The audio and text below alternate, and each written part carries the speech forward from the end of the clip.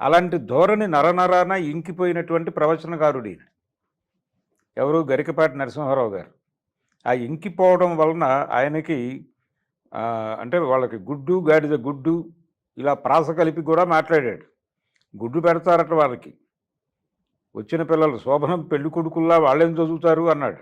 చదివేమొస్తుంది నా బొందా వాళ్ళకి వస్తుంది, శోభన పెళ్లి కొడుకులా వచ్చి పడుకుంటే అని ఆయన ఆయన ఒక రకంగా దాన్ని మదం అని అనొచ్చు, కులమదం అనొచ్చు. ఎందుకంటున్నారంటే ఈ మాట కులమదం అని, ప్రభుత్వ పాఠశాలల్లోనూ అంగన్వాడీలలోనూ చదివేటువంటి పిల్లలకి ఇచ్చేటువంటి ఆహార పదార్థాలు అవి.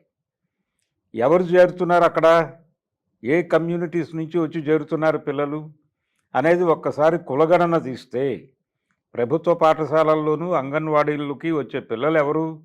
కింది కులాల వాళ్ళు, వెనుకబడిన షెడ్యూల్డ్ కులాల వాళ్ళు, కూలీ కులములు అనొచ్చు ఓపెన్గా ఒక మాటతోటి.